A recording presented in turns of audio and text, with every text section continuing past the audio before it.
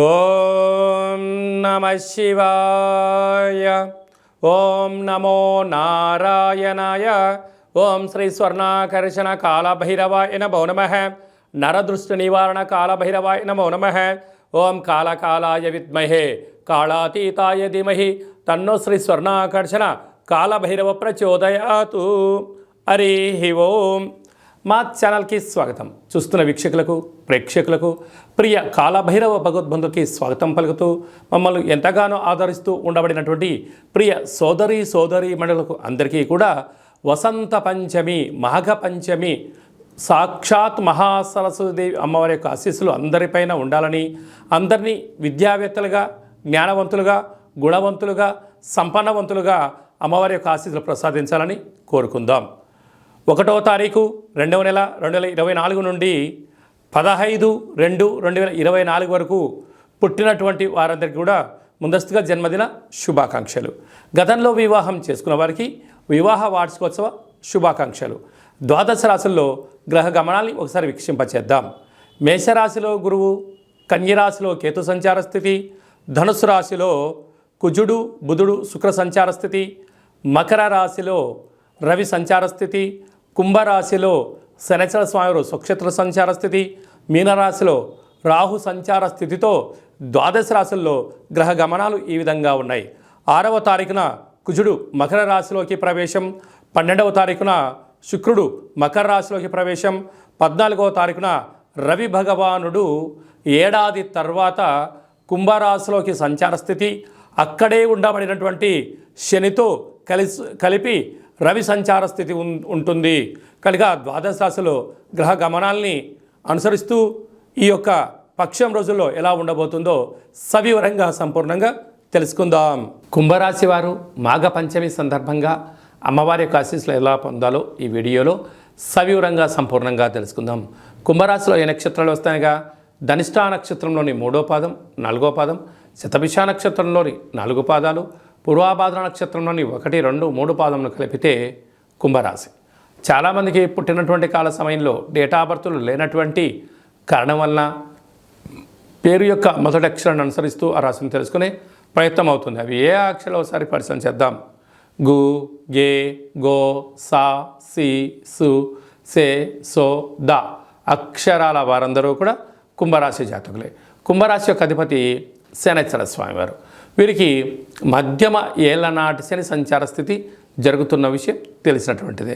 కనుక అమ్మవారికి తెలుపు రంగుతో కూడుకున్నటువంటి పాలతో పాయసం, చక్కెర పొంగలి, తెల్ల నువ్వులతో కూడుకున్నటువంటి పదార్థాలను, సున్నుండలని ఏర్పాటు చేయడము, తెలుపు గాజులు, తెలుపు పుష్పాలతో అర్చన చేయడం వలన శని యొక్క తీవ్రత తగ్గి జ్ఞానం కలిగి విద్యలో, ఉద్యోగంలో, వ్యాపారంలో తిరుగులేని రారాజులు వీళ్ళు అవుతారని చెప్పి గమనించాలి.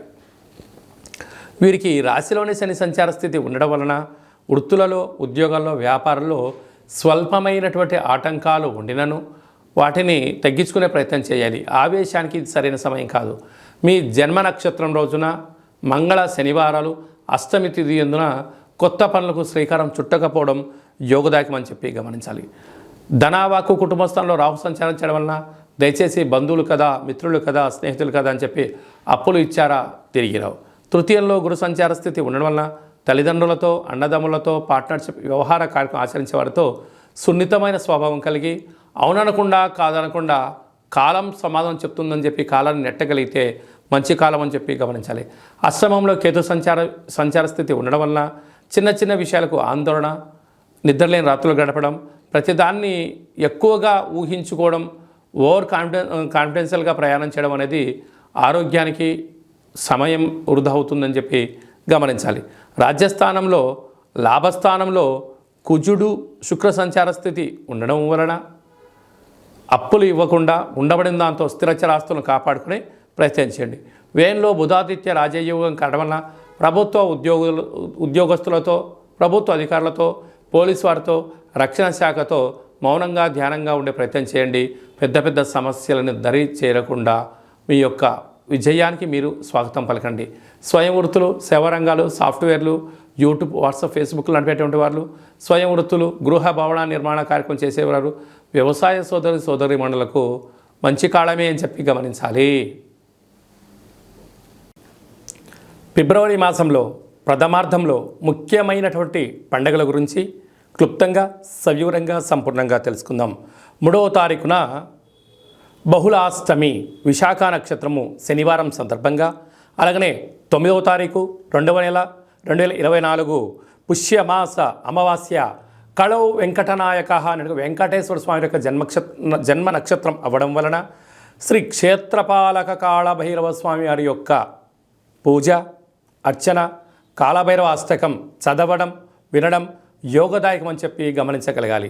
ఒక్కొక్క మాసంలో ఒక్కొక్క కాళభైరవుడు ఉంటాడు కనుక ఈ పుష్యమాసంలో శ్రీ క్షేత్రపాలక కాళభైరవ స్వామిని స్మరించడం, ధ్యానించడం, ఆరాధించడం, కాళభైరవ అష్టకాన్ని వినడం వలన, అంటే ప్రతి ఇంట్లో ఒక పెద్ద ఆయన ఉంటాడు, ఆయన రక్షణ బాగుంటేనే ఇంట్లో వాళ్ళందరూ బాగుంటారు కనుక మనము మన కుటుంబ సభ్యులందరం కూడా క్షేమంగా, లాభంగా, ఆయురారోగ్యాలుగా ఉండగలగాలి అన్నట్లయితే శ్రీ క్షేత్రపాలక స్వామి వారి యొక్క స్మరణ, ఇంట్లో కూష్మాండ దీపము, కాళభైరవ స్వామి యొక్క సౌభాగ్య ముడుపును కట్టుకొని చేయడం వలన సర్వత్రా శుభం కలుగుతుంది. అలాగా మీకు ఇంట్లో చేసుకోలేనటువంటి వసతి లేనటువంటి వారందరూ ఈ కింది నెంబరు సంప్రదించినట్లయితే, మీ గోత్రనామాలు పంపించినట్లయితే మీకు వీడియో కాల్ ద్వారా మన యొక్క నరదృష్టి నివారణ కాళభైరవ స్వామి యొక్క దేవాలయంలో అర్చన, అభిషేకము, కూష్మాండ దీపము, హోమ కార్యక్రమంలో చేయించి స్వామి యొక్క ప్రసాదాన్ని మీకు కొరియర్ ద్వారా ఇంటికి పంపించడం కూడా జరుగుతుంది. అలాగనే మనకు 10వ తారీఖు నుంచి, ఫిబ్రవరి 10వ తారీఖు నుంచి మాఘమాసం ప్రారంభము. శాస్త్రాల్లో మనకి ఏమని చెప్పారయ్యా అంటే ఆమాకావై ఆషాఢ, కార్తీక, మాఘ, వైశాఖ మాసములు అద్భుతమైనటువంటి ఆధ్యాత్మిక చింతనకు మంచి మాసాలు అని చెప్పుకోవడం జరుగుతుంది. కనుక మాఘమాసంలో పరమేశ్వరుడి యొక్క స్మరణ, స్వామివారి యొక్క దర్శనం, అభిషేకం వలన యోగం కలుగుతుందని చెప్పి గమనించగలగాలి. 14వ తారీఖున మాఘశుద్ధ పంచమి, మాఘ పంచమి, సాక్షాత్క మహాసరస్వతీదేవి అమ్మవారు భూమండలంలో ఉండబడినటువంటి అందరికీ వాక్కును ప్రసాదించేటువంటి స్వామివారు కనుక అందరికీ విద్యా వినయ సంపన్నం అంటారు. విద్య ద్వారా వినయం, వినయం ద్వారా ఉద్యోగం, ఉద్యోగం ద్వారా ధనం, ఆ ధనం దుర్వినియోగం కాకుండా సద్వినియోగం ఎలా పరుచుకోగాలో మనకు సరస్వతి మాత ఆశీస్సులతో ఉండడం జరుగుతుంది.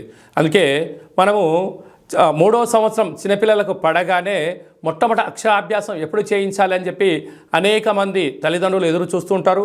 ఆ రోజు మీ యొక్క చిన్నపిల్లలని సరస్వతి మాత దేవాలయానికి తీసుకొని వెళ్ళి అక్షరాభ్యాసం ఓం నమ శివాయ సిద్ధం నమమ అనేటువంటి మంత్రంతో సరస్వతి మాత పూజ చేయించి వ్రాయించడం, అలాగనే చదువుతూ ఉండబడిన విద్యార్థులందరూ కూడా బుక్స్లు, పెన్నులు, స్లేట్స్, ల్యాప్టాప్స్, ఈ ప్రస్తుత కాలమాన ప్రకారంగా ఆధునికంగా చదువుకునే ఏ వస్తువులైనా కూడా అమ్మవారి దగ్గర పెట్టి పూజ చేసి, ఇలాంటి ఆ కుంకుమను తీసుకొని వచ్చి పూజ చేసుకోవడం వలన సంగీతము, సాహిత్యము, నృత్యము అనేక కార్యక్రమాల్లో విజయానికి అమ్మవారి యొక్క ఆశీస్సులు ఉంటాయని చెప్పి గమనించగలగాలి. ఆ రోజు వీలైనంత వరకు కూడా మనకు తెలుపు రంగు వస్త్రాలు ధరింపచేయడము, చక్కెర పొంగలి లాంటివి, పాయసంతో కూడుకున్నటువంటి దద్దోజనం లాంటివి నైవేద్యం అమ్మవారికి పెట్టి 10 మంది భక్తులకు ప్రసాదం పంచడం వలన అమ్మవారి యొక్క కృప కటాక్ష వీక్షణలు మన అందరిపైన ప్రసరిస్తాయని చెప్పి గమనించాలి.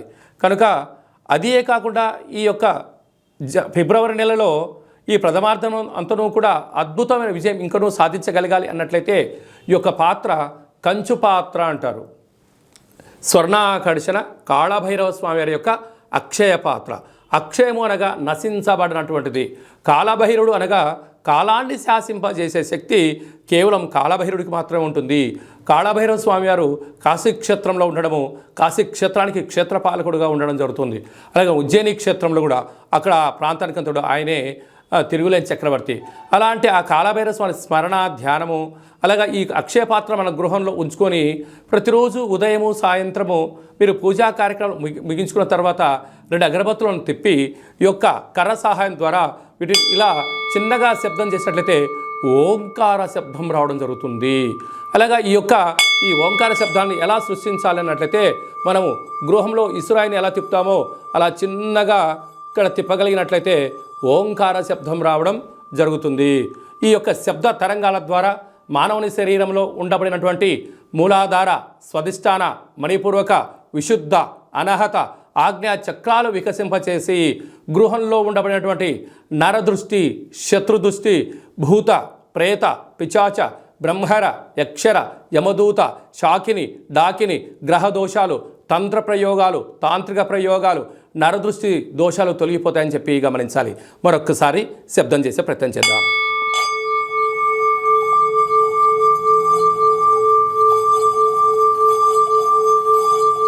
ఈ యొక్క శబ్ద తరంగాల్ని ఇంట్లో ప్రసరించడం వల్ల సర్వము ఐశ్వర్యం కలిగి అపార కుబేర సంపన్నులు అవుతామని చెప్పి గమనించాలి.